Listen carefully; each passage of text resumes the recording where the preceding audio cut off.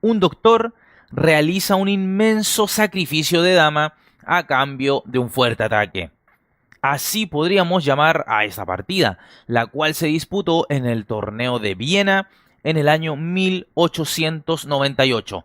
Los protagonistas son Piezas Blancas, el doctor Siegbert Tarrach, ciudadano de lo que en aquel entonces se conocía como el Reino de Prusia, que incluía lo que hoy es Alemania, Austria y parte de Rusia, una pequeña parte de Rusia, versus Piezas Negras, el maestro ruso Emanuel Schiffers. Y tú dirás, ¿qué tiene de ruso ese nombre? Bueno, los padres de Emanuel Schiffers eran alemanes, o más bien parte del Reino de Prusia, pero que por diferentes motivos emigraron a San Petersburgo, Rusia.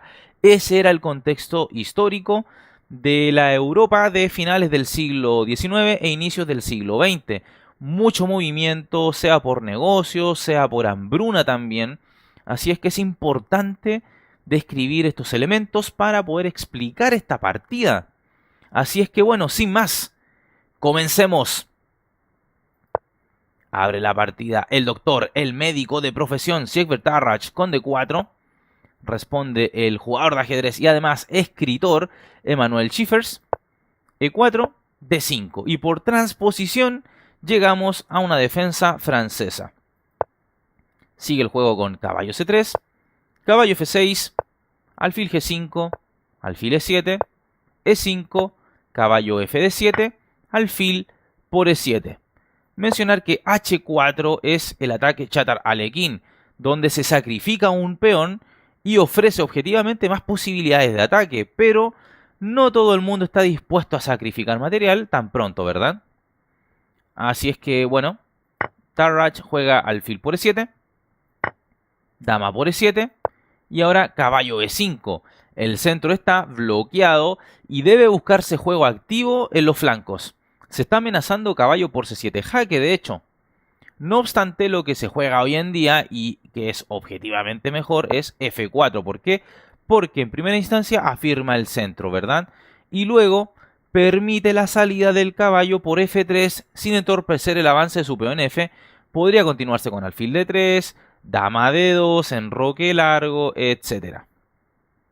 Bueno, en la partida se jugó este caballo B5 por parte de Tarrach, caballo B6 para que la dama eche un ojo sobre el peón de C7, C3, A6, caballo A3, C5, golpeando el centro blanco. Es una jugada lógica. No obstante, vale decir que la inmediata F6, golpeando el vértice de la cadena de peones de las blancas, hubiera sido sin dudas muy interesante. Es un movimiento típico en la defensa francesa, de hecho. Pero bueno, esta partida es bastante antigua y desde ahí se puede explicar que la teoría e ideas en esta defensa aún no estaban lo suficientemente desarrolladas. Bueno, vale decir, por si no lo sabías o no te has enterado, que Siegbert Tarrach es considerado uno de los mejores jugadores de la historia del ajedrez. Gran teórico, influyó en mucho sobre la teoría de aperturas, pero también en conceptos del medio juego. Fue alguien que perfeccionó y fue modernizando algunas ideas que Wilhelm Steinitz, el primer campeón del mundo, ofreció y que a día de hoy seguimos gozando. Pero bueno, en la partida no se jugó este golpe típico en la francesa F6, sino que C5. Sigue la partida con caballo C2, los caballos al centro por supuesto. Caballo C6, F4 y ahora C por D4. Acá una observación. La columna C puede abrirse a voluntad y no hay razón para apresurarse con esta jugada. Entonces la alternativa caballo A4, torre B1, B5, caballo F3, alfil D7, dama D2, torre C8, alfil D3, C4 seguido de un caballo B6 brindaba buenas chances de expansión a las negras. Entonces C por D4 lo jugaba en la partida, C por D4, alfil D7, B3, torre C8, dama D2. Vemos cómo las negras, al no haber jugado ese caballo A4 seguido de B5 que planteé hace un momento, tienen dificultades de movilidad en el flanco de dama. Bueno, Chiffers sigue con enroque, caballo F3, F5. El centro bloqueado a menudo ofrece un falso sentido de seguridad. Obviamente el maestro Schiffer se siente cómodo detrás de su muralla de peones, pero en realidad su rey estaría mucho mejor si se abriese la columna F. ¿Y cómo lograr eso? Te preguntarás. Bueno, con la jugada F6, seguido de un F por E5. Pero bueno, volvamos a lo que se jugó en la partida. F5. Las blancas siguen con alfil de 3. Las negras torre C7. Las blancas se enrocan. Ahora Schiffer quita su rey, rey H8. Y lo propio hace Tarrach con este rey H1. ¿Y cuál es la idea? Ambos rivales entienden que la ruptura se ejecutará en la columna G. Entonces los reyes, por tanto, buscan refugio en otra parte. Sigue la partida con alfil E8 y ahora H3. Las blancas no ocultan sus intenciones agresivas.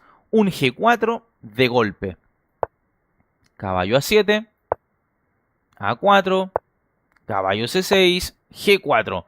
Mientras las negras hacen todo lo posible por provocar algunas debilidades en el flanco de dama adversario, las blancas disponen de amenazas bastante más concretas en el otro lado del tablero, es decir, el flanco de rey.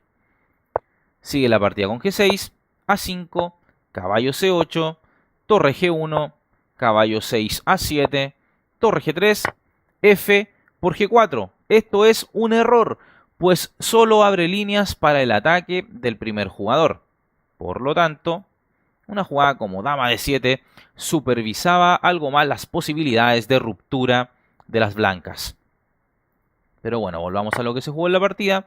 F por G4, H por G4, alfil B5, F5. El doctor Tarrach sigue fiel y consecuente con su plan, pero omite un golpe mucho más certero, el cual era jugar alfil por G6 y tras H por G6 seguir con torre H3 jaque, rey G7 y ahora F5. Y hay amenazas de entrar con la dama hasta H6 e incluso jugar un F6 ganando la dama rival, o bien tendría que hacer un torre por F6 y las negras perderían una torre. En fin, esto sin duda era mejor para el jugador del Reino de Prusia. Podríamos decir el alemán Siegbert Tarrach. Me refiero al bombazo alfil por G6 en lugar de lo que se jugó en la partida, este F5, que es algo más lento, pero que igualmente le brinda ventaja al jugador de blancas. Sigue la partida con alfil por D3, ahora F6, jugada intermedia, importante además, puesto que no solo amenaza a la dama, esta se va a retirar, sino que este peón en F6 controla la casilla G7 y eso es clave para la idea de ataque del Dr. Tarrach. Así es que intermedia, se amenaza a la dama F6, esta se retira, dama E8, ahora sí se recaptura, dama por D3, caballo E5, caballo G5, torre C3 amenazando a la dama. Y ahora abran bien sus ojos, porque la jugada del Dr. Tarrach es dama por C3. Tremendo sacrificio de dama, el cual está orientado a restar contrajuego al rival, pero por sobre todo buscar el remate al rey negro tan pronto como sea posible. Las blancas estiman que no requieren de su dama para ganar esta partida. Así es que notable lo de Tarrach. ¿Cómo sigue esto? Por supuesto se acepta la dama, caballo por C3, torre por C3, H6 buscando ahuyentar al caballo, pero no es necesario quitar al equino del tablero. Y las blancas juegan torre H3, puesto que el peón H está clavado. Sigue esto con dama C6 amenazando al caballo. Tiempo de jaque, torre por H6 jaque, rey G8, torre por G6 jaque, rey H8 y ahora sí se retira el caballo, caballo E1. Una jugada que tiene una idea muy potente para finiquitar la partida, ya lo verás. Caballo E7 atacando a la torre, torre H6 jaque, rey G8 y ahora caballo G2. El caballo se ubica en esta casilla para permitir el próximo torre E1 seguido de torre E3 y torre H3 ganando. Bueno, dama C3 por parte de Schiffers atacando a la torre de A1, esta se moviliza, torre E1, caballo C6, torre G6 jaque, rey H8, torre E3. ¿Y sabes qué? Ante esto, Emanuel Schiffers abandona la partida, ya que debe entregar la dama ante la amenaza de mate. Y tras dama por E3 seguiría caballo por E3. Vemos que la ventaja material es inmensa. Y quién dice, hasta alguna red de mate podría crearse considerando lo mal situado el rey negro. En suma, una victoria más que segura. Y el doctor Tarrach, Siegbert Tarrach, dándonos cátedra de cómo jugar al ataque en ajedrez. Y en concreto, cómo maniobrar en un centro cerrado de peones. Nunca olvides esta lección aprendida. Vayamos a ver qué tal este torneo de Viena del año 1898.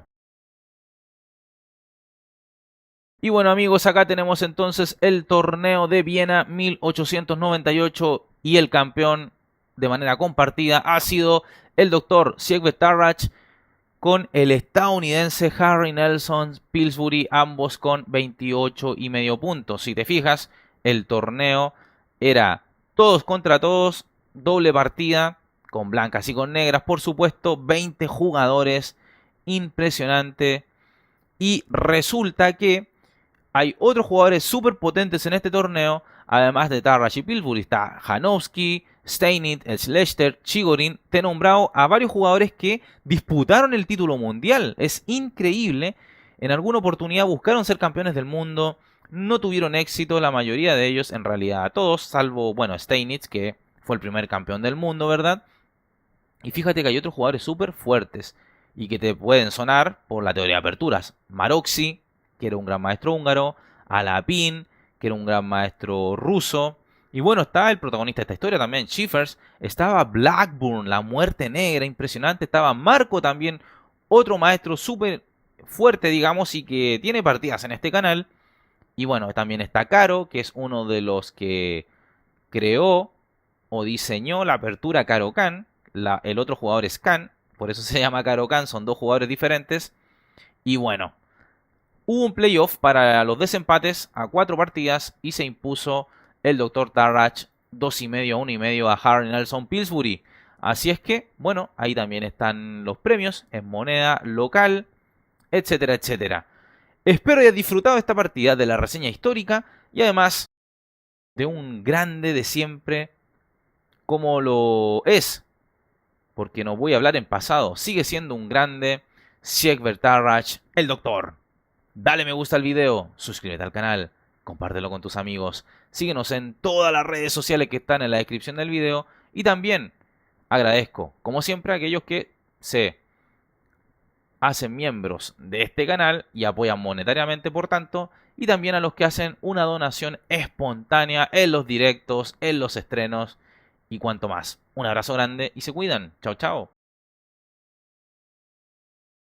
Suscríbete al canal y activa la campana para recibir las notificaciones de partidas inmortales de ajedrez en tu teléfono móvil, en tu correo electrónico y así recibirás al instante el aviso de un nuevo video o directo en nuestro canal.